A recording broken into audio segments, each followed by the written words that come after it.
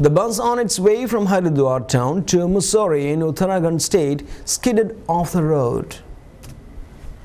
Among the dead were 2 women and 6 children, the police said.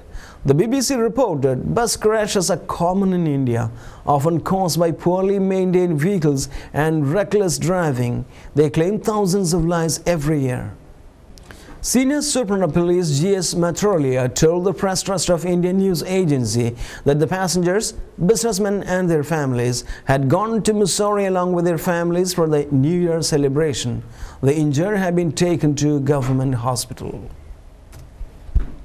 India reportless options over Telangana state. An official report on whether India should create a new southern state, Telangana, has outlined a range of options amid calls for calm. Andhra Pradesh, from which the state would be carved, saw violent protests against the proposal last year. The report offers 6 options ranging from more powers for Telangana within Andhra Pradesh to full-blown statehood. India's ruling party is also in power in Andhra Pradesh. Ministers have urged people there to stay calm. Press reporters in Delhi says the report does nothing to resolve deep differences over Telangana issue and political consensus looks unlikely. The state is bracing for more strikes and protests in favor of the proposed new state. The party leading the demand for statehood, the Telangana Rashtra Samiti (TRS), is sticking to its position. One of his leaders, K.T. Ramarao, said, other than Telangana with Hyderabad as the capital, nothing will be acceptable to us. Opponents of the move are unhappy over Hyderabad, home to many major information technology and pharmaceutical companies, could become Telangana's new capital.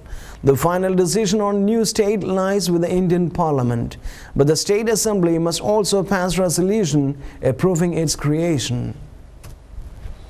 The report by former Supreme Court Chief Justice B.N. Srikrishna was delivered to the Home Ministry a week ago. Its release on Thursday followed a government meeting with major parties which was boycotted by the TRS.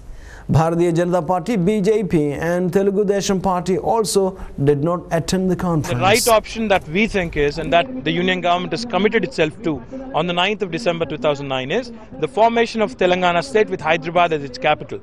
Nothing short of that, nothing other than that would be acceptable to us. The demand of Telangana was we have to get away and get rid of the atrocious and the wicked mentality of Andhra people, and we want to get rid of them. We will achieve it by proceeding further. Nepal Maoist peace deal may collapse if UN leaves. The Maoist party in Nepal was warned that the country's peace process could collapse if UN peacekeepers leave next week. The country's government decided not to request an extension to the mission, which is due to end on 15th January. But the Maoists who hold the majority in parliament are arguing the UN should stay until May at least. The UN mission in Nepal began in 2007 to keep the peace between the state and the Maoist rebels after a civil war. One of the UN's main roles is to monitor some of the 20,000 former Maoist fighters and their weapons which are being held under supervision in camps around the country. Due to police retaliation and Maoists reacting, and then the situation is under nobody's control, and then the government is forced to bring the army out, and that would basically mean the end of the peace process. Ivory Coast, Ouattara wants commanders to snatch Gbagbo. The UN-recognized president-elect of Ivory Coast has called for West African Special Forces operation to remove the incumbent leader Laurent Gbagbo. Alsane Ouattara's administration says the time for discussion with Gbagbo, who is refusing to step down following November's election, is over. Par prévaloir et que M. Laurent Gbagbo accepte de se plier à la volonté du peuple ivoirien. J'appelle tous mes compatriotes au calme et à la sérénité. Pour ma part, même dans ces circonstances difficiles qui ternissent l'image de Christian church in Egypt attacked, 23 die.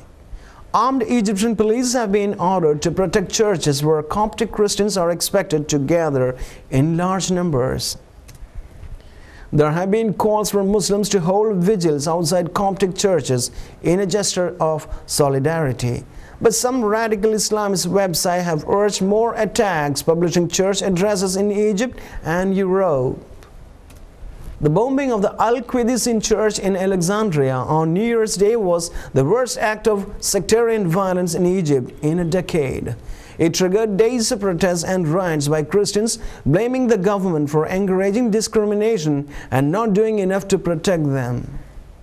Iran detains American woman over spy device in teeth.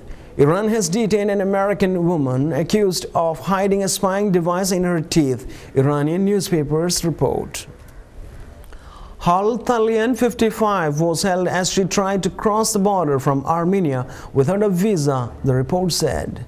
She was reportedly arrested near the northwest border town of Norduz.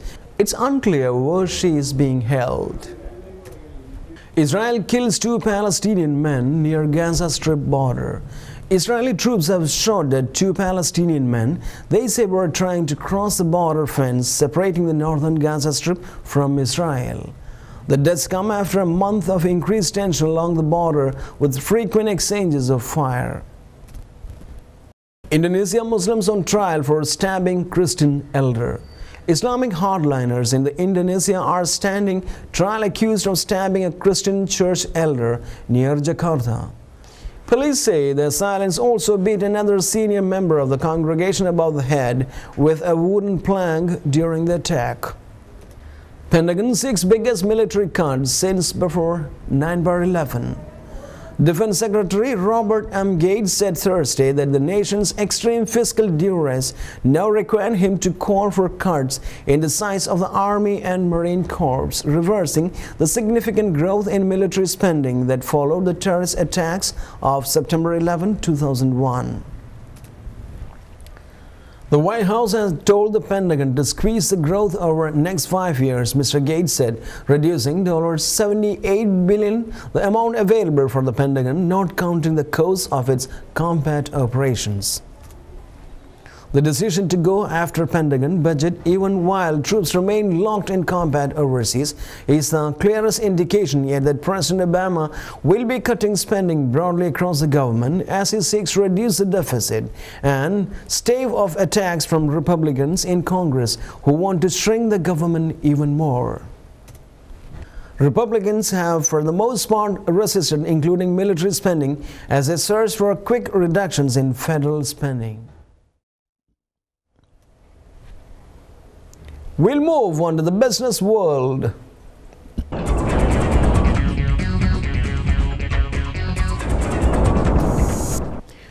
Renault says espionage threatens its strategic assets. French car maker Renault has said that the suspected industrial espionage against its business poses a serious threat to its strategic assets. The statement comes a day after Renault suspended 3 senior managers after an investigation into the possible leaking of electrical vehicle secrets. Commenting on the matter, French Industry Minister Eric Besson warned the country was facing economic war.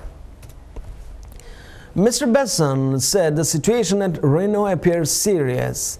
The expression economic war, while sometimes outrageous for once, is appropriate, he told France's RTL radio station. It appears to concern the electric car, but I do not want to go further. Mr. Besson said he was calling for French companies which receive public funds to improve their security. The French government was particularly concerned because of the importance role car making plays in French economy. Hundreds of thousands of French jobs depend on the motor trade, he said. The biggest advantage Western car makers have against rivals with lower labor costs elsewhere is their advanced technology. Hence the talk for France of an economic war. Welcome to the world of science. China's stealth plane still years away, says Pentagon. The US is downplaying pictures which appear to show a working prototype of a Chinese stealth aircraft invisible to radar. The images first published on websites show what looks like a stealth fighter on a taxi run. Beijing has not commented on whether the pictures published ahead of US Defense Secretary Robert Gates' visits later this week are genuine. The Pentagon says China is still years away from deploying a stealth aircraft. In late 2009, the deputy head of China's Air Force, General He Weirong, said the country's stealth fighter would be ready sometime between 2017 and 2019, reports said. But US Director of Naval Intelligence Vice Admiral David Dorsey said that it would be years before China's new fighter would be operational.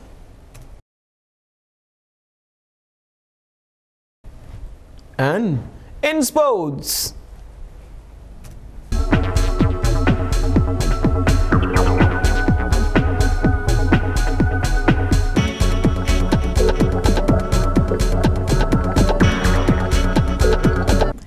England have outplayed Australia, admits Shane Watson.